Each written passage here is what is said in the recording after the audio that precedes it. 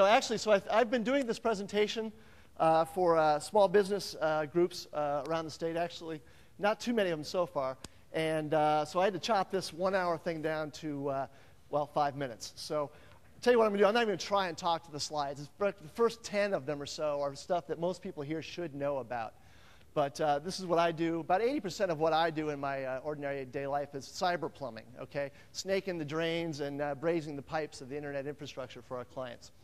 But I do have to get out and build the business, and so we talk to small businesses because I live in Clinton, Iowa, a town of 27,000 people on the Mississippi River, and we're in the business of trying to save our city and try and build our city.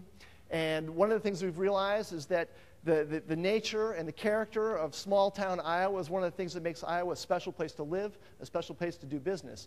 And these mother and father shops are an integral part of that character, the uniqueness of Iowa. So what I do is I give them this presentation. Most of these people are 20 years older than the median age probably in this room. And most of them have very little awareness of the internet other than it gets them in touch with their grandchildren. And they can send them an email on it. And if they've got a business, maybe their vendor has a website that forces them to order from it.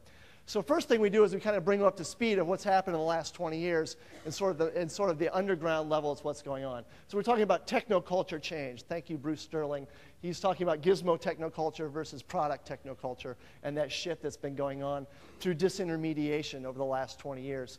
And the main characterization of this that is relevant to these small businesses is that as distribution costs get lower and production costs get lower, the market begins to fragment out.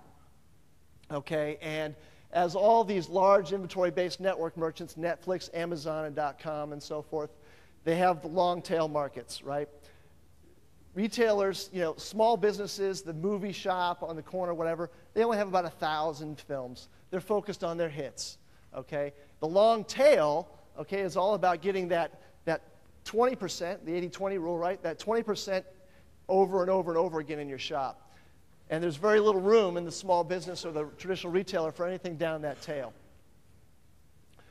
Well, what we're telling customers is that you can live in that tail a little bit through using some of the applications of what's going on in the network. And that basically is that Web 2.0, the semantic web or whatever, it's broken down the communications. If anybody remembers suck.com, okay, you used to have this thing called the pitch back in the 90s, back in the boom days, right?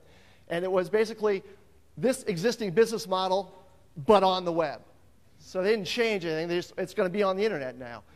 With what's going on, the trend is that it's all broken down. So the traditional broadcast models, top-down stuff, is now more about conversations, listening to the wisdom of the crowd, okay, crowdsourcing, having people help you out. Have your customers help you out with suggestions. Have them do some marketing for you. Things like that.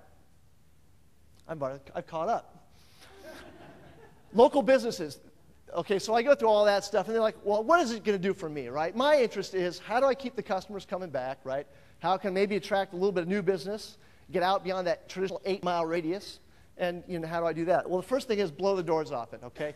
Leverage your experience and knowledge. Most of these businesses have been in business 20 years. Many of them are multi-generational, okay? Give it away, okay? Somebody somewhere is. I guarantee you there are no secrets left, okay? Develop a website if you don't have one. Do not do e-commerce. You're not up for that, okay? Do a blog. Do participate in a two-way conversation. If you have a local newspaper that's got a little message board, get in there. Talk about your business. When people ask about your business, post as yourself. Be who you are. Create your own networks. In the real world, okay? Networking isn't just about internet. It's about, you know, connecting with people. And that's what the internet helps us do now. Develop referral programs. Do traditional things, traditional marketing things that maybe you've forgotten about or gotten away from. And lastly, sell everything.